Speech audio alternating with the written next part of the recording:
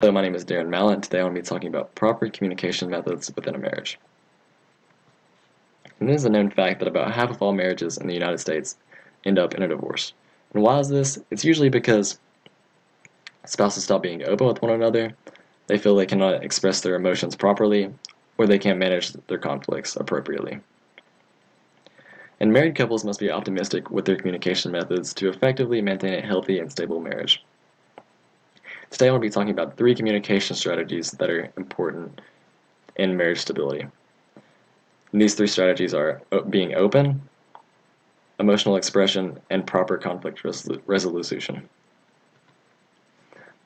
My first point is openness. And marriage is a long-term commitment, and it's imperative that spouses are open with one another. And openness, just a basic definition of it, is being honest with each other. And in January 1981, Barbara M. Montgomery published an article in Family Relations describing what openness is and how to effectively use it within a marriage. In this article, she talks about being open isn't just about oneself, but it's about one's ability to perceive others as they perceive themselves, aka being transparent. And then Montgomery goes on to talk about how openness is usually received in a positive manner, but for it to be received in a positive manner, both spouses must commit to being open. Then Nina O'Neill and George O'Neill published an article in the Family Coordinator in October 1972 which defines the way an open marriage should function. And they describe an open marriage as being with each spouse committed to their own growth, but not only their own growth, their partner's growth. And the O'Neills state that open marriages are constantly changing to affect the aspect of self-growth. And both of these sources go into detail about what being honest means in a marriage. Now that I've discussed openness, I'll move on to my next point, which is emotional expression. And being able to safely express emotion allows for a healthier and more fulfilling marriage. Robert A. Harper published an article in Marriage and Family Living in May 1958, and he describes typical problems that occur within a marriage.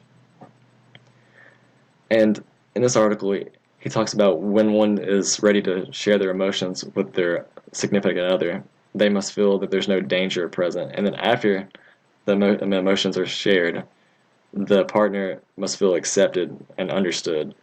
And then each party will talk about it and an exchange of empathy will occur.